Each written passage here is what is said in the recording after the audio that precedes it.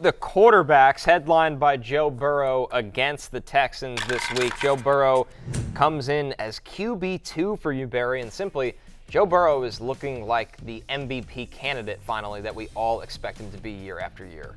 There's no question about it. So since week 5, over the past 4 weeks, he's averaging 21.8 fantasy points per game. He's had at least 2 touchdown passes in every single game. And since week 5, Texans allow the 3rd most passing yards per game. I mean, we just saw Baker Mayfield have a huge game against them as well. So the Bengals, who are tied for the highest implied team total this week, yeah. Burrow makes the love list, and you're like, great, Barry. Thanks, Captain Obvious. Yeah, we know everyone in the world is starting Joe Burrow. Here's why he makes the love list. He's my number 2 quarterback this week.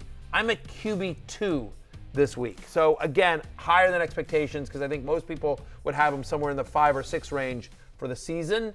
He's QB2 for me this week. Yeah, if Jamar Chase is out, that will hurt a bit, but he still has other weapons. T. Higgins looks like he's fully back and at 100%. And Joe Burrow has shown that he can do the Patrick Mahomes thing where he spreads the ball around to lesser receivers. Absolutely. Our next one here, another top 5 in Barry's rankings. Dak Prescott comes in as QB4, Jay. 3 straight games with 24-plus fantasy points for Dak. And like you said, it's been funneled through CeeDee Lamb and, of course, Jake Ferguson. His past 3 games, Dak Prescott has played like the best quarterback in the NFL. I don't think that's going to – you want to come join me on the Dak wagon? I mean, I'm not there yet, but credit where credit is due. Yeah. I 100% agree with you. Dak has played really, really well the last few games. There's no question. Yep, and now he gets the Giants' pass defense, which doesn't frighten you at all. And now the Cowboys, they still just cannot run the ball against anyone, which I still don't understand, but I do think they will continue to move through the air, at least for 3 quarters. And Dak, I think it might be a similar game to the one that he had against the Rams, where that game got out of hand in a hurry, and he still had a massive fantasy day. A lot of Cowboys love this week, Barry, on the love list. Giants matchup. They're game for playing Tony high, Pollard. 100%. Yeah, I mean, Dak and and Jake Ferguson, Tony Pollard. Only CeeDee Lamb, my guy, my buddy Ates, didn't make the love list, but he's a permanent love. One thing as well is that I think people will be scared off by that matchup, thinking like, 16.5-point favorites, Dak just isn't going to play in the second half. Well, the good thing about playing Tommy DeVito is that he's not going to be eating time off the clock. Like, they're just going to be punting back to the Cowboys. Even if he only plays 3 quarters, he's going to get plenty of drives, Dak. And by the way, probably really good field position as well, because there'll probably be some turnovers in Giants territory. So, he may only need 3 quarters to, or even a half to get there for you. Someone else on the list, by the way, Sam Howell. Another NFC East quarterback. Future Hall of Famer Sam Howell. Now, before you say, Barry, you homer, I just want to point this out. Barry, you homer. Since week 4, he's the 5th best quarterback in fantasy. All right, he's averaging over 20 fantasy points per game. He's had at least 40 pass attempts in 5 of the past 6 games. We talked about this. Commanders 6-point underdogs on the road at Seattle. And 3 of the 4 quarterbacks who have attempted at least 35 passes against the Seahawks have thrown for over 300 yards. So again, I am a homer, but this is a reasoned and well-researched homer call, not just a pure homer call. I mean, he's second in the league in passing yards. I mean, he's got more passing yards than Patrick Mahomes and Josh Allen. He puts up numbers. He really does. I'm a QB7. Like, you guys all laughed at me for my preseason Sam Howell love, but the fact of the matter is that fantasy-wise, he's been terrific this year. It hasn't always been pretty. It's been some junk time, or furious comebacks, but their defense is terrible. Yep. And it's not going to get, it got worse with Sweat and Young being traded. That's a very sneaky thing, is that it's only gotten worse. He's going to continuously throw. We talked a lot this week on the show about Eric Bieniemy's passing rate over expected right now. Yeah. I mean, the Commanders are right there. They're going to let Sam Howell keep doing this. Yeah, I think back to the Bears game where they threw it 50 times in a row or whatever it was. I'm completely insane. Crazy. Some others receiving votes here for the quarterbacks. Brock Purdy. We talked about how the 49ers are getting healthy in the right places. Russell Wilson. He's got a very banged up, depleted, and right now just not a very good Bills defense. And then Geno Smith, who's had a disappointing fantasy season, but he still comes in as a top 15 play this week because of the matchup against the Commanders, Jay. What do you think's wrong with the Bills' defense, Connor? Because you look at the name, they still have some good players on that defense, but do you think Milano, White, just so integral to their structure, is just all falling apart? Milano's a key piece. He's one of the most underrated defenders in the league, but the safeties have gotten old really quickly. I mean, that Poyer-Micah Hyde duo was one of the most consistent and best in the league for a long, long time, and it feels like their age has caught up to them a little bit. They both had a lot of injuries over the years. They've been ramping up Von Miller back into it. They didn't have Von out of the gate. They just have a lot of different problems. A lot of it's injury-related. A lot of it's falling off. And schematically, I know Sims has pointed this out a lot, and a lot of people here at NBC see it. Like the Bills against the Bengals, for instance, when they drop back in zone, they can get picked apart without those elite players in that zone. The craziest thing is, I think it's still, although the Jets lost, if the playoffs started today, are they in the playoffs? Or are they in as the last seed?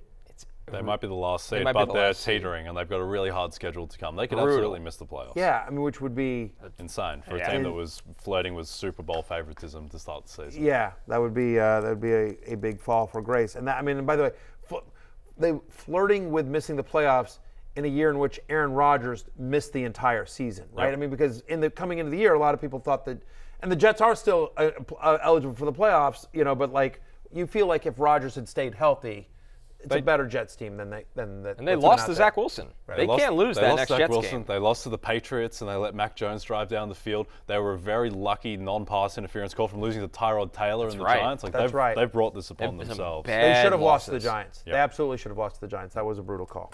All right, let's move over to the hate list for quarterbacks. This one is headlined by Deshaun Watson, who's got the Ravens. He comes in as QB 17, and we know, Barry, the total points. Did we do others receiving votes? We did. Okay, I'll just make sure. I didn't miss it, but I mean, I was just going to talk about it. Yeah. Please, go. Brock Purdy? You want to talk Brock Purdy? Just the fact that Jaguars allow the third most passing yards per game, 6-month fantasy points per opposing quarterbacks. Trent Williams, Deebo Samuel back. I do think Brock Purdy is a top 10 play this week. I do like Russell Wilson off the bye, who's playing better last couple of weeks, very quietly. The last three, as we talked about with the Bills. That's how we got into I know, the last three quarterbacks to face. No, I know, but like we just went off to like the Bills playoffs. I don't think we mentioned this, just from a pure fantasy perspective, which is that the last three quarterbacks to face the Bills have all scored at least 19 fantasy points. And I do like Geno Smith against my terrible Commanders as well. All right, now we can move on to the Deshaun Watson hate, a classic moment of this show. Listen, Deshaun Watson, he is a top 20 quarterback this week, but we can't say it enough over and over again, Barry. The matchup against the Ravens, pretty ugly, and it's not like Watson has lit up a lot of good teams this year at all.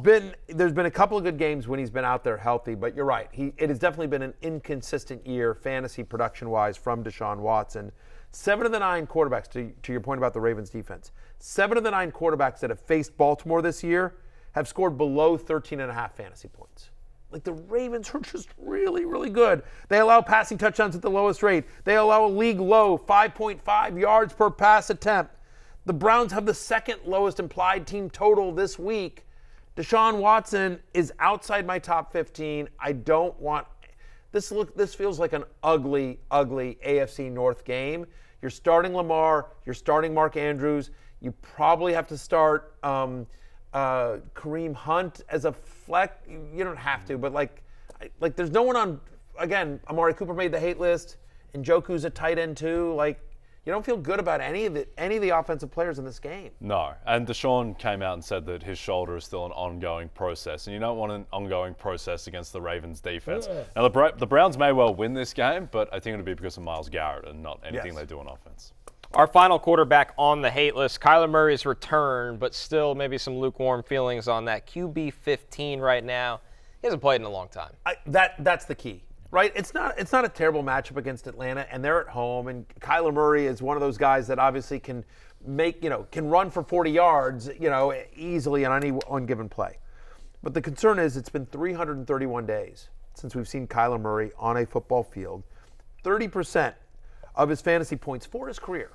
30% of Kyler Murray's fantasy points for his career have come from rushing. And so in his first game back from a very serious knee injury, how much does he trust those legs to run the way we've seen Kyler Murray run? And, it's worth noting that the Falcons have allowed the 7th fewest yards per pass attempt. I get it. They lost to Josh Dobbs, and Josh Dobbs ran all over him. I understand that. But this is a must-win for Atlanta. This is an important game for the Falcons season. And so I think their defense will show up in a better way. I still have questions about the offense, but the Falcons do have a pretty good defense here. And so, again, I think Kyler Murray is a QB1 the rest of the season, but this week he's just outside my top. I'm a QB 15. He's a mid-tier QB2 this week just because, again, we haven't seen him in almost a year. Yep, that's fair. With this Falcons defense, I wonder if our perception of it is a little skewed by just the fact that they played an easy schedule. They played the NFC South. Yeah. They are a really good rushing defense. They're second in rushing efficiency against Alexander Mattison. Not that he's amazing. He couldn't do anything against them. Yeah. And the Vikings were able to move the ball through the air a little bit. Even Jaron Hall in his limited start, and then Josh Dobbs was as well. So I would say if Kyler was right and full go, I would like the matchup a bit more. But the fact that he is, he's not going to be dropping back 50 times in the first game. By the way, he might. Again, if this is one I easily could be wrong on, right? It's how lucky do you feel? Like if we're on Monday morning, we're talking about, wow, Kyler looked awesome. I can't believe 300 yards and 2 touchdowns, 50 yards rushing. That wouldn't shock me because he's got that ability in him. It's his first game back, and just how lucky do you feel in the guy's first game in almost a year. 331 days. That's all I'm saying. Hey, it's Matthew Berry from NBCSports.com and RotoWorld.com, and I want to thank you so much for watching whatever it is you just watched, or if nothing else, being too lazy to click out of the autoplay after this video started, after whatever it is you actually wanted to watch finished. But now that you're here, I'd like to take a moment here to ask you respectfully now, okay? I'm asking you respectfully to subscribe to the NFL on NBC YouTube channel. You'll get the latest Roto-World fantasy news headlines, all sorts of great shows, including my own Fantasy Football Happy Hour. So go subscribe now. Again, I'm asking respectfully.